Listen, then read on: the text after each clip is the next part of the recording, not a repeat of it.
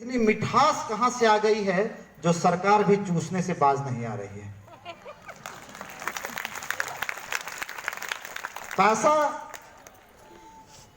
सरकार के पास से चलती है और परियोजना में आते आते जो गरीबों तक पहुंचना चाहिए उसमें इतनी लूट खसोट हो जाती है कि पैसे की कमी के कारण परियोजना को कंट्रीब्यूशन सिस्टम लाना पड़ा। यही नहीं, अगर देखा जाए तो मुख्यमंत्री के जो कार्यक्रम होते हैं उसमें करोड़ों रुपया खर्च होता है और वह जीविका का पैसा खर्च होता है। अब ये पैसा सब जानते हैं कि जीविका गरीबी उन्मूलन की परियोजना है और इसके लिए जो फंड होता है, जो पैसा आता है, वर्ल्ड बैंक से पैसा देती है सरकार को और वो वर्ल्ड बैंक भी पैसा एक कर्ज के तौर पर, एक ऋण के तौर पर देती है जिसे सूद समेत वापस करना है। अब वह पैसा जो बिहार सरकार को वर्ल्ड बैंक से गरीबी उन्मूलन के लिए मिल रहा है, गरीबों के विकास के लिए मिल रहा है, लेकिन वो पैसा मुख्यमंत्री के बड़े बड़े कार्यक्रमों में, होर्डिंगों और बोर्डिंगों में खर्च हो रहा है। यह कितनी विडंबना की बात है। इसलिए तो कहा जा रहा है कि गरीबों के खून में वो मिठास है कि उसे राजनेता भी नहीं छोड़ना चाहते हैं। आखिर गरीबों के पैसे से अपनी कुर्सी बचाने वाले नीतीश कुमार कब तक गरीबों के आंखों में धूल झोंकते रहोगे? ये गरीब जो कल तक तुम्हारे लिए वोट बैंक का काम कर रहे थे और तुम्हें एक विश्व स्तर पर अपनी पहचान देने के लिए मानव श्रृंखला में हाथ पर हाथ जोड़े हुए बिहार के तमाम सड़कों पर खड़े हो जाते थे, वो अब होने वाला नहीं है। क्योंकि हम अब जाग चुके हैं, हमारा अपना वास्तविकता पता चल चुका है कि हमारे पैसे से कैसे ऊपर की सरकारें लूट और खसोट मचाई हुई है और हमारा ही दमन करने के लिए तैयार है। आखिर जब गरीबी उन्मूलन की बात है तो परियोजना में जो काम करने वाले लोग हैं उसे 750 रुपये मिलता है। आखिर ये गरीबी उन्मूलन कैसे हो सकता है? जो स्वयं सहायता समूह को पैसा मिल रहा था आजीविका चलाने के लिए, छोटे मोटे धंधे करने के लिए, कभी 75,000 रुपया मिल रहा था, वो घट के आज 15,000 रुपये पहुंच गया। क्या ऐसे गरीबी उन्मूलन होता है? एक तरफ पैसा घटता जा रहा है और परियोजना में काम बढ़ता जा रहा है। क्या सच्चाई है कि नहीं?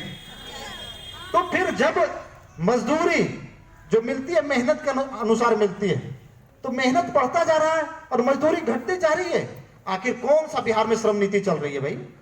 कौन सा श्रम कानून है? यहां पे बिहार में हर श्रम कानून आकर दम तोड़ देती है। राज्य सरकार से लेकर केंद्र सरकार तक न्यूनतम मजदूरी अधिनियम चलती है। एक न्यूनतम मजदूरी अधिनियम है कि इतना वेतन, इतना मानदेय प्रत्येक दिन के हिसाब से किसी भी वर्कर्स को, किसी भी कामगार को मिलना चाहिए। लेकिन बिहार में जीविका परियोजना में वो लागू नहीं होता। क्या जीविका परियोजना में काम करने वाले लोग इस बिहार या इस भारत से बाहर के लोग हैं? क्या उनके ऊपर न्यूनतम मजदूरी अधिनियम कानून लागू नहीं होता है? लेकिन चूंकि कहते हैं कि जब आप जरूरतमंद रहेंगे, आपको जरूरत रहेगा, तब तक आपको सरकार जैसे चाहेगी नचाती रहेगी, इसलिए आपको सशक्त होने देना नहीं चाहती है। कहने को सिर्फ रहेगा ये महिला सशक्तिकरण की परियोजना है, लेकिन आप बताएं कि कौन सा सशक्तिकरण है? आपको अपने हक और अधिकार के लिए सड़कों पर उतरने से मना किया जाता है, आपको अपने हक और अधिकार के लिए आवाज उठाने से मना किया जाता है, आपको अपनी मजदूरी, वास्तविक मजदूरी जो मिलना चाहिए वो मांगने से मना कर दिया जाता है। तो फिर कौन सा महिला सशक्तिकरण हो रहा है? ये आप सवाल पूछें उन पदाधिकारियों से जो आपको मना करते हैं। महिला सशक्तिकरण ऐसा है कि जो सीएल की दीदी होती है ना, एसी साहब, सीसी महोदया या पीपीएम साहब आते हैं, उन्हीं से चाय मंगवा के पीते भी और जूठा भी उन्हीं से धुलवाते हैं। यह है महिला सशक्तिकरण। क्या होता है कि नहीं बताइए? अभी भारती जी बता रहे थे कि जो चीजें मुझे घर में सुनने को नहीं मिला वो जीविका के कर्मचारी बोलते हैं। आखिर ये कौन सा सशक्तिकरण है? क्या पदाधिकारी चाहते हैं कि हमें अपने तलवे पर रखें? तलवा पर रखना क्या महिला सशक्तिकरण है? कौन सा महिला सशक्तिकरण है?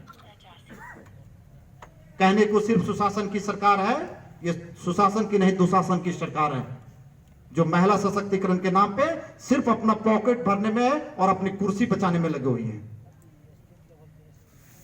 लेकिन हमें शपथ लेना होगा कि हमें अपने हक और अधिकार के लिए संगठित होना होगा, एक संगठित प्रयास करना होगा।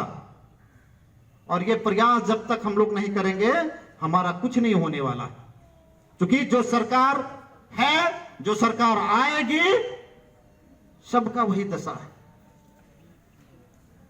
कहते ना, पक्ष विपक्ष चाकी के दो पार्ट, सारी जनता कब पीछे देख रहे हैं वो बाट। इसकी सरकार हो चाहे उसकी सरकार हो, जो दबे कुचले शोषित पीड़ित हैं उनका कोई सरकार नहीं होता।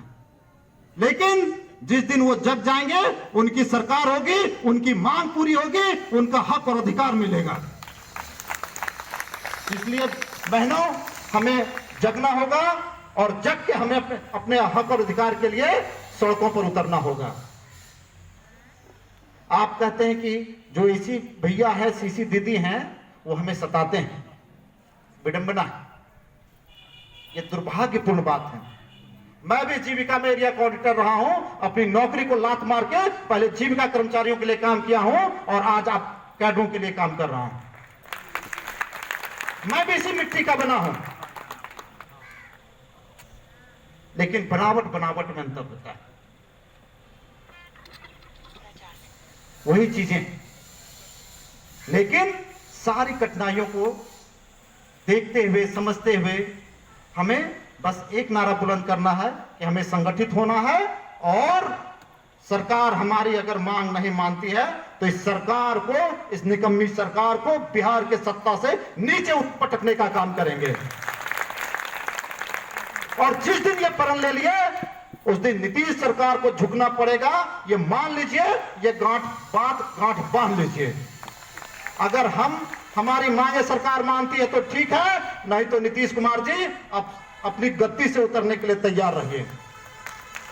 2019 के चुनाव में हम अपनी शक्ति दिखाएंगे। अगर 2019 के लोकसभा चुनाव से पहले सरकार हमारी मांगे नहीं मानती है तो हम नीतीश कुमार को लोकसभा चुनाव में हराने का काम करेंगे।